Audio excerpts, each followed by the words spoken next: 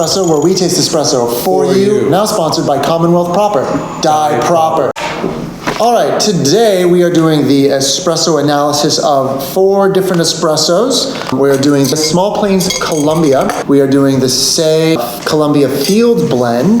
We're doing the DAC Coffee Roasters Velvet Peach by Edwin Norena in Columbia as well. So a bunch of Columbias. And we are also doing once again, Columbia. Columbia all day. This is a Columbia Geisha though. Columbia Geisha. Yeah, let's start with the Small Plains, man. What'd you do with Small Plains? Yo, I mean, this was a solid coffee. I've had it a few times at home as an AirPress, and it was very nice. As espresso, though, it really shined. It's super smooth. Milk chocolate. You said dark chocolate. I got plum, so I can kind of see where we were going with that one. And I got apricot skins. Apricot skins, and I think this is a very it's a tasty yet approachable espresso. You know, it's not wild. It's not outside the realm of the average drinker. Mm-hmm. Yeah, this is definitely something I think that a lot of people at home, you get some good results. You can get some good results for sure. The tasting notes on this thing say yellow kiwi, panela, and papaya.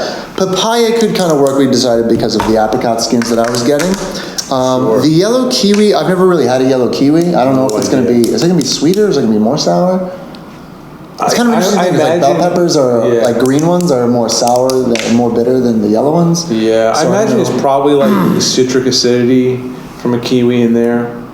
Okay. You know? That could maybe make sense. I'm used to like sweet green kiwis. Yeah. So perhaps they're yellow before they turn green and they could be a little more sour. That might actually make sense. That's interesting. Now I want to taste the yellow kiwi. Yeah, we'll have to do some tastings. We'll have to do some tastings of yellow kiwis. If anyone's got any yellow kiwis that they've tasted, please let us know in the comments. The comments are like, I think they're like over here, or like the button. Anyway, yeah, panela. I don't know what panela is. You know what panela is? Panela. I mean, I honestly have no idea, but I think it's a pastry. Let's find out. Panela. What is panela? I feel like it's a bread.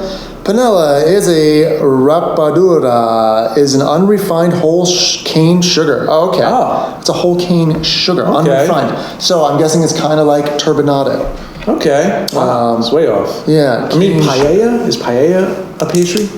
Nope. No? Nope. What is that? It is. It's basically they take a big thing and it's a lot of seafood, some like rice usually, just of different flavors, different specific spices. Yeah, I've had that. It's kind of like gumbo, but it's like there's less liquid, and they do it Spanish style, so the different serves. I think it's a lot of paprika in it. Anyway, yeah. So we go to Spain as a dinner, not as a pastry. Not a pastry. Moving along, we got the Say Fields Blend. There's also a Columbia. Rob, what'd you get anyway for the Say? Say coffee. This one was definitely like at first the bright acidity I found a little herbaceous. I initially was thinking salsa, and then I thought, well, what comprises like green salsa, a lot of lime juice, and I was like, oh, okay, so it's like lime and salt, and there's also a little bit of hazelnut in there, a little nuttiness at first, but then the brightness and the acidity and the sweetness kind of all just washed over my tongue. And all I was getting was like lime and salt.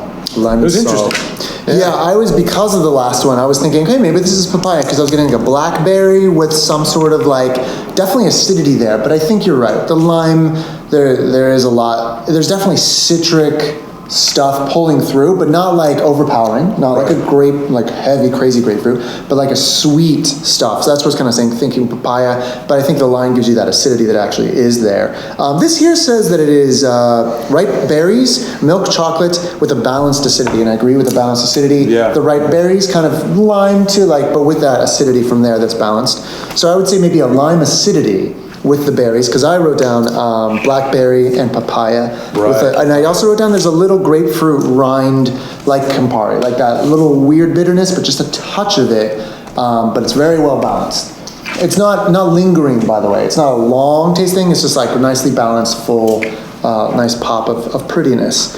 And by the way, this is a Silvia Ordonez El Cascajal Field Blend Wash Columbia. Apparently she's like 20 years old and growing her own, now 20. She grows pink bourbon Caturra high up in San Augustine, Colombia. Wow. Yeah, So, that's yeah. you know, Say Coffee out of Brooklyn. They're doing a lot of cool coffees, Really great cool stuff. Yeah, for a field blend, like just like taking different coffees out of the different, no specific lots or anything. That's pretty banging. Yeah, it's a nice. It's definitely like the beans look very evenly roasted. Yeah, and evenly sized too, which is really cool. Yeah, very cool. Moving along, we have this to another terrible, another banger. So this is from the same producer as Candy Crush, which you can find that on our page. We did a video on that a little while ago. So good. And this was something special. I mean, you know what? My tasting notes were like pink lemonade, candy, and sweet rhubarb. Yeah, I mean this is definitely. I think you're right on with that sweet rhubarb. It's like on the back, and just a very light touch of it. Mine was first and foremost. I wrote like, you got rainbow on a cloudy day in Cape Town, on the beach. Just because it's crazy complex, but that rainbow is flowing through. You got like clouds, you got brights, you got darks, you got everything. Not many darks, but yeah, it's definitely really complex, very beautiful. Oh wait, whoa. Pause. I was reading off my notes from this coffee. Excuse me. This coffee was the grapefruit and peach LaCroix or LaCroix. Those cans. It gives you that almost like sparkling. If you were to take those and just like let them evaporate so that they maybe get a quarter as full of the water, so there's condensed taste, but then add back that fizziness. Because it almost tastes like there's like a... Right, you know, that fizziness, it's really kind of like almost a mineral mouthfeel. You know? Yeah. A little dry, but not really just enough. It's like pleasantly dry. Like if you like sparkling water, which this is the Laquas, my girlfriend drinks a lot of that, and now I'm like, kind of like, you know, it's sitting right there. I'm like, all right, I'm not usually a sparkling water kind of person.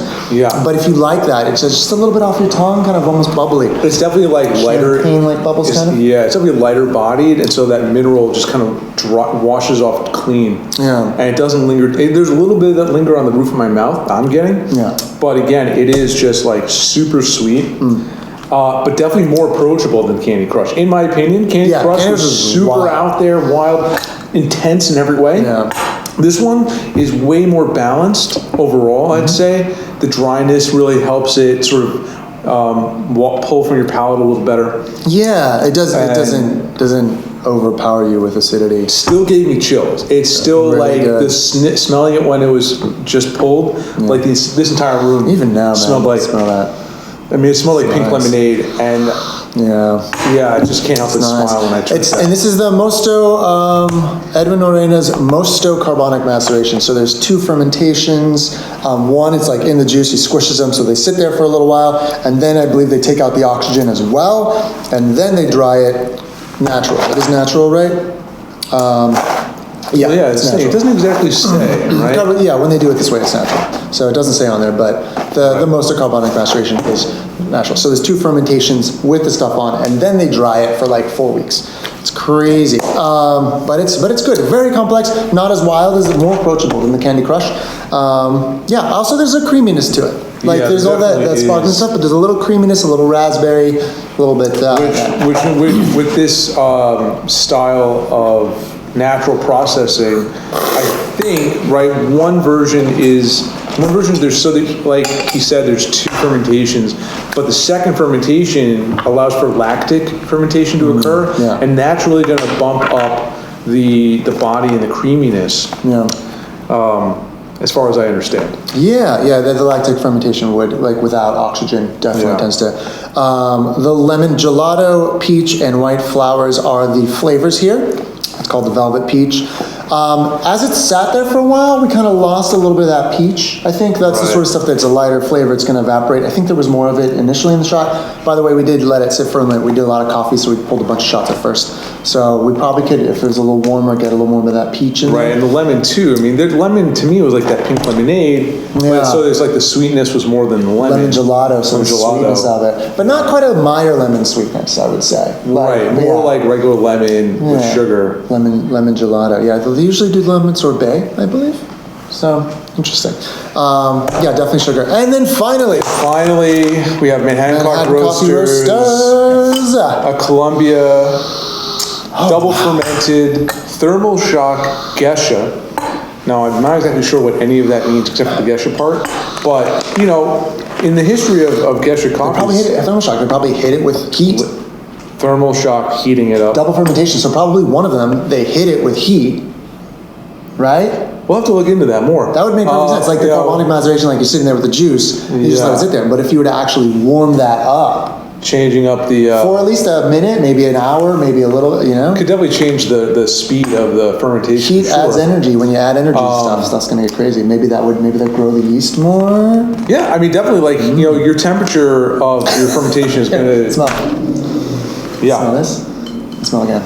Yeah, I mean, that smells, on the nose, it smells like pure coffee. Like when you're roasting coffee, and both of us have had the opportunity to roast our own or go to coffee roasters, there's a certain specific smell that you get, which is almost like burnt cookies. I'm not getting it. Yeah, on this one? No.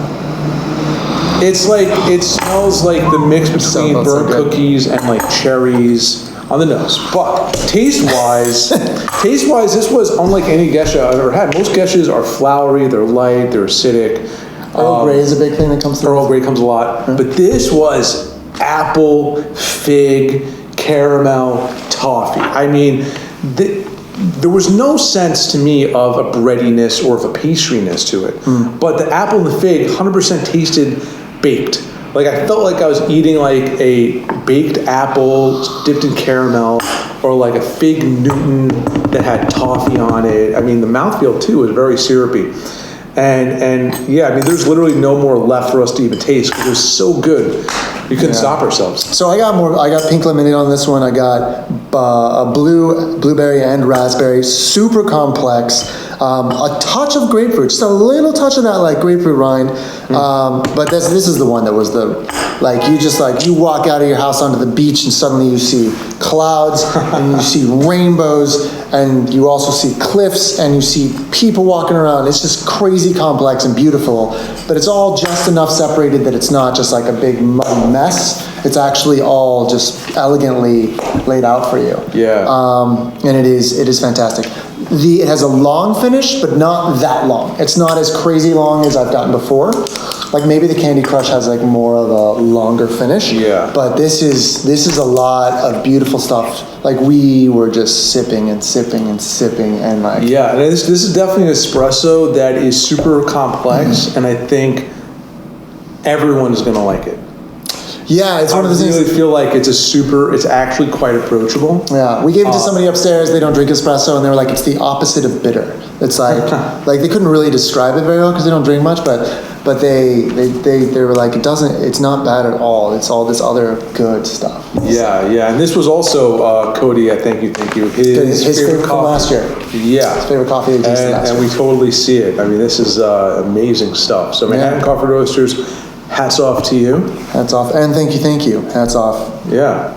Le chapeau. All right, I think that's it for us today. We are Just Espresso, where we taste espresso for you.